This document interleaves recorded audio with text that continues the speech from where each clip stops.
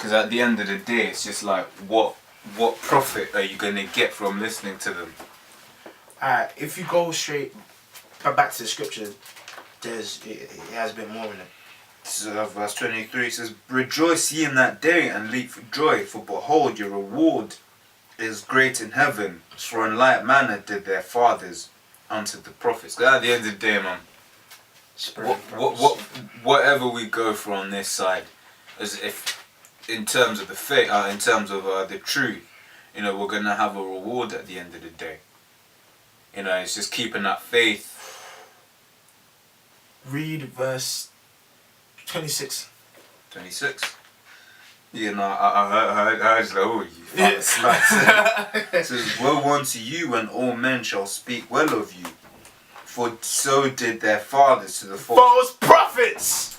Gone. So, I think it was last week or so or two when saw nigger, NYGGIH,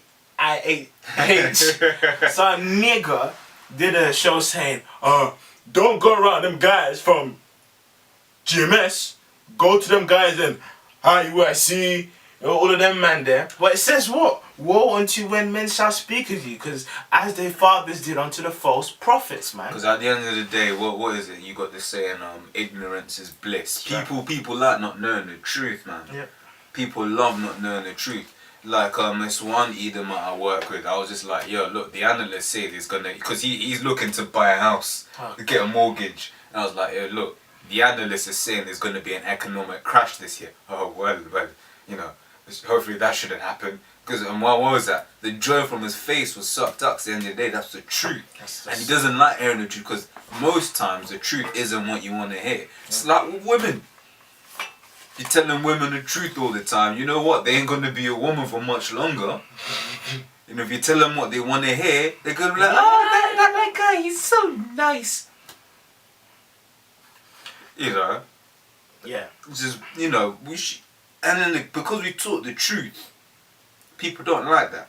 We say your kingdom is coming to an end. I think there's, I'm sorry, but I think there's a scripture that says, "Do you therefore hate me because I tell you the truth?" Can't know, let me get that for you. I actually don't know where it is, but so that's see that's basically your problem with us. This is Galatians 4:16 says, "Am I therefore become your enemy because I tell you the truth?" Like, what have we done wrong? Like, bro, we are telling you according to Deuteronomy 22, if a man lies with a woman who hasn't got a husband, by taking her, regardless of how he does it, regardless of how he does it, a woman of age who's past the flower of her age, who isn't betrothed, she's in a relationship. So basically, she's a young virgin. You know, she's had her first period, plus she's not, you know, not betrothed, she's single, fully single, and he lays her, and he does whatever he wants, however he pleads to go about it. You know, he could drop game, or if he hasn't got time, if he hasn't got time for that, if the roast is too real, he buns it. You know, then that's his woman. But please read that scripture again, please. Like. Galatians 4:16 says, "Am I therefore become your enemy because I tell you the truth?" So what have we done wrong? But we're telling you the truth, and you've got fucking problems. That's what we've done wrong according to you. That we are telling you the truth, and you got problems with it, man. Bro, get 1 John chapter 3 and 13. So going back to what we were speaking before, man. People gonna come against you, man, in this truth, man. This is 1 John 3:13. It says, "Marvel not, my brethren, if the world hate you." That's right. Carry on. No, carry on. It says, "We know that we have passed from death unto life, because we love the brethren. He that loveth not his brethren abideth in death." So you know it says what? Marvel not, my brethren, if the world hateth you, man. So if people gonna come against us and talk shit, hey, the scripture says what? Marvel not if men hate you. Please get John chapter 15 and 18, please. You know, this is just you know what I mean? If people hate us, Hey, it is what it is. Because the scripture says we are set up as a spectacle unto the earth, man. And at the end of the day, it's it's only really women that should be caring about. Oh, they don't like me anymore. Oh, you just don't want to talk to me. Oh, this, that, and the other. Oh, they think so what? Faggots, bro. Real men, it's all about honor. And then our honor is, is making sure that the Most High's honor and Yahushua's honor is kept intact. Remember? What verse 15 and 18? 18 and read down to 23. It says, if the world hate you, you know that it hated me before it hated you. Yep. So really and truly, you guys don't really hate us, man, because you hate the Lord.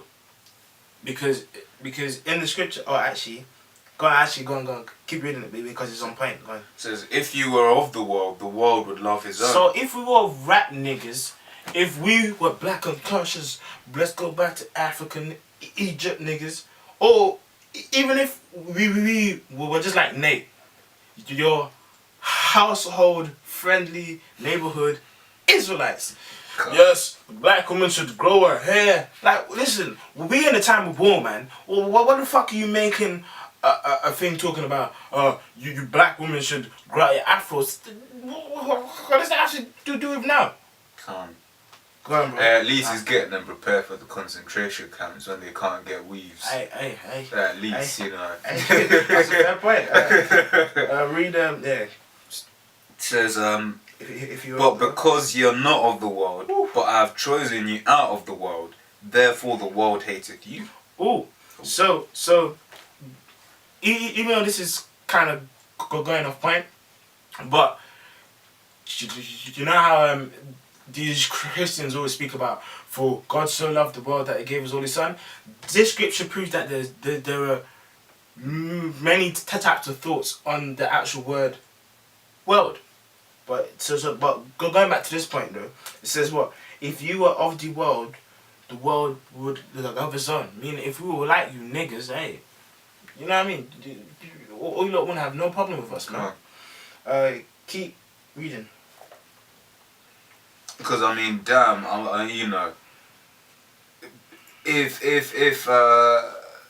we're out on the streets like those niggas just a couple meters away from us at camp, doing that dancing shit. People come around, they get big groups of people every Saturday, which we're not too fussed anyway, I'm just making a point. They get big groups of people and they're all there just chilling, loving their own. People walk past us, see us with the Bible.